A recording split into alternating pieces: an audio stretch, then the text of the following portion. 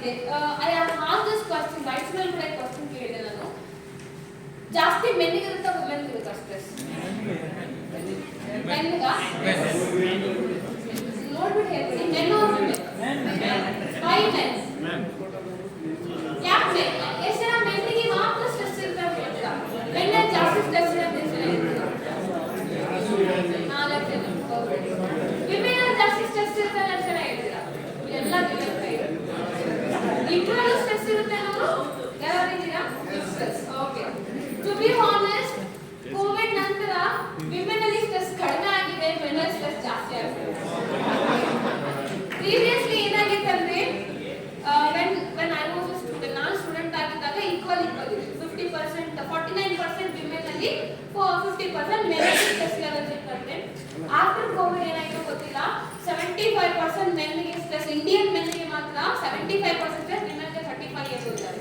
35 what is the difference I don't know, but ಇದು ಇಂಡಿಯಾದಲ್ಲಿ ಇರುವಂತ ಸ್ಟ್ರೆಸ್ ಲೆವೆಲ್ಸ್. ಸ್ಟ್ರೆಸ್ ಒತ್ತಡ ಅಂತ ಹೇಳ್ತೀವಿ ಕನ್ನಡದಲ್ಲಿ. ಒತ್ತಡ ಬಂದಾಗ ನನ್ನ ಬ್ರೈನ್ ಯಾವ ಕೆಲಸ ಮಾಡಿದ್ರೆ ಕನ್ಫ್ಯೂಸ್ ಆಗಿರುತ್ತೆ. ಬ್ರೈನ್ ಯಾವ ಹಾರ್ಮೋನ್ ಕೊಡಬೇಕು, ಯಾವ್ದನ್ನ ಬಿಡಬೇಕು ಅಂತ ಗೊತ್ತಾಗಲ್ಲ, ಎಲ್ಲಾನು ಬಿಟ್ಬಿಡೋದು, ಇಲ್ಲಾಂದ್ರೆ ಯಾವುದು ಪ್ರೊಡ್ಯೂಸ್ ಮಾಡಿದ್ರೆ ಆ ಟೈಮಲ್ಲಿ ಬ್ಲಡ್ ಪ್ರೆಷರ್ ಜಾಸ್ತಿ ಆಗುತ್ತೆ. Blood pressure is the main problem for men. Men ಅಲ್ಲಿ ಒತ್ತಡ ಬರೋದಕ್ಕಾಗಲಿ, ಡಿಪ್ರೆಷನ್ ಹೋಗೋದಕ್ಕಾಗಲಿ, ರಿಪ್ರೊಡಕ್ಟಿವ್ ಪ್ರಾಬ್ಲಮ್ ಇಲ್ಲ ಮಸಲ್ ಪೇನ್ ಏನೇ ಆಗಲಿ ಕನೆಕ್ಟ್ ಮಾಡಿ ನೋಡಿ ಬ್ಲಡ್ ಪ್ರೆಷರ್ ಒಂದು ರೀಸನ್ ಆಗುತ್ತೆ. ಬಿಪಿ ಪ್ರಾಬ್ಲಮ್ ಎಲ್ಲಿಂದ ಬರುತ್ತೆ ಅಂದ್ರೆ ಒಂದು ಹಾರ್ಮೋನ್ ಜಾಸ್ತಿ ಆದಾಗ ಅದನ್ನ ಕಾರ್ಟಿಸಾಲ್ ಅಂತ ಹೇಳ್ತೀವಿ. ಈ ಕಾರ್ಟಿಸಾಲ್ ಹಾರ್ಮೋನ್ ಎಲ್ಲರಲ್ಲೂ ಇರುತ್ತೆ, ವಿಮೆನ್ ಅಲ್ಲಿ ಇರುತ್ತೆ, ಮೆನ್ ಅಲ್ಲಿ ಕೂಡ ಇರುತ್ತೆ. ಪ್ರಾಬ್ಲಮ್ ಏನಂದ್ರೆ ವಿಮೆನ್ ಅಲ್ಲಿ ಎಮೋಷನ್ಸ್ ನ ತೋರಿಸೋ ಒಂದು ಹ್ಯಾಬಿಚುಯೇಷನ್ ಇದೆ. ಅಬ್ಸರ್ವ್ ಮಾಡಿ ನೋಡಿ, ಕೋಪ ಬಂದು ಇಮಿಡಿಯೇಟ್ಲಿ ತೋರಿಸ್ಬಿಡ್ತಾರೆ. ಇವನ್ ಟೆನ್ಷನ್ ಇದ್ರು ಕೂಡ ಹೊರಗಡೆ ಹಾಕುವಂತ ಒಂದು ಕೆಪಾಸಿಟಿ ಇದೆ. ಬಟ್ ಮೆನ್ ಅಲ್ಲಿ ಹಿಂಡರ್ ಮಾಡ್ಕೊಳ್ಳೋ ಕೆಪಾಸಿಟಿ ಜಾಸ್ತಿ ಇದೆ. ಇದು ಒಂದು ನಮ್ಮ ಪ್ರಾಬ್ಲಮ್ ಅಲ್ಲ, ಇವಾಲ್ಯೂಷನ್ ಆಗ್ತಾ ಇದೆ. ಮೆನ್ ಅಲ್ಲಿ ಇಂಟ್ರೆನ್ಸ್ ಕೆಪಾಸಿಟಿ ಜಾಸ್ತಿ. ಒಂದು ವಿಷಯ ಅವ್ರ ಬಾಯಿಂದ ತೆಗಿಬೇಕಂದ್ರೆ 1 hour 2 hour ಅಷ್ಟು hinder. I am very done with that. ನಾನು ಎಕ್ಸ್ಪ್ಲೇನ್ ಮಾಡಕ್ ಹೋಗಲ್ಲ, ಬಟ್ ಪ್ರಾಕ್ಟಿಕಲ್ ಫಿಸಿಕಲ್ ಎಕ್ಸ್ಪೀರಿಯನ್ಸ್ ಅದು. ಒಂದು ವಿಷಯ ತೆಗಿಬೇಕಂದ್ರೆ 2 hours ಆಗುತ್ತೆ. ವಾಟ್ ಹ್ಯಾಪನ್ ಹೇಳೋದೇ ಇಲ್ಲ. ಬಟ್ ಇದೇ ನಾವಾಗಿದ್ರೆ 5 minutes ಅಲ್ಲಿ ನೀವು explain. Why do that? Men ಇದೆಲ್ಲ ಮೆನ್ ಯಾಕೆ ಅದನ್ನ ಮಾಡ್ತೀರಾ? Why do you open up? This is the reason you are suffer ಆಗ್ತಿರೋದು. ಓಪನ್ ಅಪ್ ಆಗ್ತಿಲ್ಲ. Because of that stress level ಜಾಸ್ತಿ ಆಗುತ್ತೆ, ಕಾರ್ಟಿಸಾಲ್ ಜಾಸ್ತಿ ಆಗುತ್ತೆ. Every day my problem. What happen ಕೇಳಿದ್ರೆ ಬೇಕಾದ್ರೆ ನೋಡಿ answer. So this is the problem. So cortisol ಜಾಸ್ತಿ ಆಯ್ತಂದ್ರೆ ಯಾವ ಆರ್ಗನ್ಸ್ ಎಫೆಕ್ಟ್ ಆಗುತ್ತೆ? First brain, immune system, heart, depression ಎಲ್ಲವೂ ಇಂಟರ್ಕನೆಕ್ಟೆಡ್, ಒಂದಕ್ಕೊಂದು interconnected. But the problem cortisol ಅಲ್ಲ. ಕಾರ್ಟಿಸಾಲ್ ಇವತ್ತಿದ್ರು ನಾಳೆ ಇದ್ರು ನಾವು ಚೇಂಜ್ ಮಾಡ್ಕೊಂತಾ ಇರ್ತೀವಿ, ಸ್ಟ್ರೆಸ್ ನ ಮ್ಯಾನೇಜ್ ಮಾಡ್ಕೊಂಡಿರ್ತೀವಿ. ಮೆನ್ ಅಲ್ಲಿ ದೊಡ್ಡ ಪ್ರಾಬ್ಲಮ್ ಏನಂದ್ರೆ ಕಾರ್ಟಿಸಾಲ್ ಜಾಸ್ತಿ ಆಗೋದ್ರಿಂದ ಟೆಸ್ಟೋಸ್ಟಿರಾನ್ ಕಡಿಮೆ ಮಾಡಿಬಿಡ್ತಾ ಇದೆ. ಅದೆರಡು ಕೂಡ ಎನಿಮೀಸ್ ತರ. ಟೆಸ್ಟೋಸ್ಟಿರಾನ್ ಮೇಲ್ ಹಾರ್ಮೋನ್. ಮೆನ್ ಇವತ್ತು ಮ್ಯಾನ್ಲಿನೆಸ್ ಯಾಕೆ ಬರ್ತಿದೆ? Because of testosterone. ವಿಮೆನ್ ಅಲ್ಲಿ ಟೆಸ್ಟೋಸ್ಟಿರಾನ್ ಇರಲ್ಲ, not even 1%. So cortisol testosterone enemies ತರ ಏನ್ ಮಾಡುತ್ತೆ?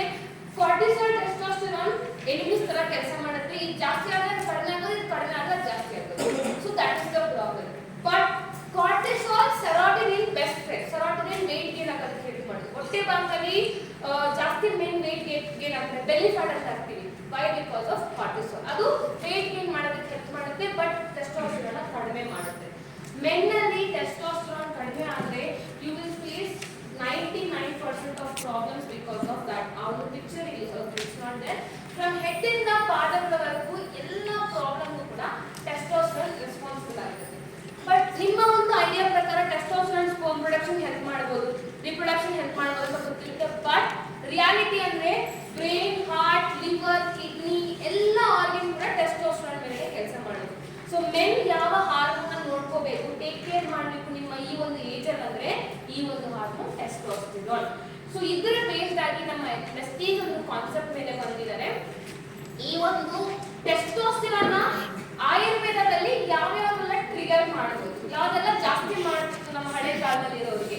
ಸೊ ಅದ್ರ ಮೇಲೆ ಡೆವಲಪ್ ಮಾಡಿರೋದು ಎನರ್ಜಿ ಬೂಸ್ಟರ್.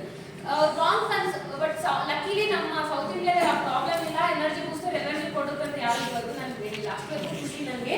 ಎನರ್ಜಿ ಬೂಸ್ಟರ್ ಕಾನ್ಸೆಪ್ಟೇ ಬೇರೆ. ಇದರಲ್ಲಿ ಅಶ್ವಗಂಧ, ಅರ್ಜುನ, ಹರಿತಕ್ಕಿ, ಬಿಬಿತಕ್ಕಿ ಸ್ವಲ್ಪ 5 ಬ್ಯೂಟಿಫುಲ್ ಇಂಗ್ರೀಡಿಯೆಂಟ್ಸ್ ಇದೆ, 5 ಕೂಡ ಆಯುರ್ವೇದ ಮೇಲೆ ಕೆಲಸ ಮಾಡೋದು. ಎಲ್ಲಾನು ಕೂಡ ನಮ್ಮಲ್ಲಿ ಎಷ್ಟೋ ವರ್ಷಗಳಿಂದ ಇದೆ, ಹೌದಾ? ಅಶ್ವಗಂಧ, ತುಳಸಿ, ಶತಾವರಿ ಇದೆಲ್ಲ ನಮ್ಮ ಒಂದು ಗ್ರೇಟ್ ಗ್ರ್ಯಾಂಡ್ ಫಾದರ್ಸ್ ಕೂಡ ಯೂಸ್ ಮಾಡಿದ್ದಾರೆ. ಬಟ್ ಪ್ರಾಬ್ಲಮ್ ಇಸ್ ಅಶ್ವಗಂಧ ಯಾವ ಟೈಪ್ ಅಲ್ಲಿ ಇದೆ ಅಂತ. ಇಲ್ಲಿ ರೂಟ್ ಎಕ್ಸ್ಟ್ರಾಕ್ಟ್ ಇದೆ, ಬೇರ್ನಿಂದ ಎಕ್ಸ್ಟ್ರಾಕ್ಟ್ ಮಾಡಿರೋ ಅಶ್ವಗಂಧನ ಯೂಸ್ ಮಾಡಿದೀವಿ. ಸೆಕೆಂಡ್ ಥಿಂಗ್, ಪವರ್ ಎಷ್ಟಿದೆ ಅಂತ. ಇದುವರೆಗೂ ಮಾರ್ಕೆಟ್ ಅಲ್ಲಿ ರಿಜಿಸ್ಟರ್ ಆಗಿರೋದು ಕೆಮಿಕಲ್ ಇಂಡಸ್ಟ್ರಿ ಆಗಲಿ ನ್ಯೂಟ್ರಾಸ್ಯೂಟಿಕಲ್ ಇಂಡಸ್ಟ್ರಿ ಆಗಲಿ 5% ರಿಜಿಸ್ಟರ್ ಆಗಿದೆ. ಸೊ ಅದಕ್ಕೋಸ್ಕರ ನಮ್ಮಲ್ಲಿ ಲಾಂಚ್ ಮಾಡಿದಾಗಲೇ 8% ಅಲ್ಲಿ ಲಾಂಚ್ ಮಾಡಿದ್ವಿ. 8% ಆಫ್ ಎನರ್ಜಿ ಬೂಸ್ಟರ್ ಇರೋದ ಪವರ್ ಅಶ್ವಗಂಧ. ಅರ್ಜುನ ಏನ್ ಮಾಡುತ್ತಂದ್ರೆ heart. Arjuna is equal to heart. Blood pressure, heart problem. Blood pump ಮಾಡಬೇಕು, heart problem. Blood pressure normal ಆಯ್ತಾ, ನಿಮ್ಮ ಸ್ಪರ್ಮ್ ಪ್ರೊಡಕ್ಷನ್ ನಾರ್ಮಲ್ ಬಂದ್ಬಿಡುತ್ತೆ. ಪ್ರೋಸ್ಟೇಟ್ ಪ್ರಾಬ್ಲಮ್ ಅಂತೂ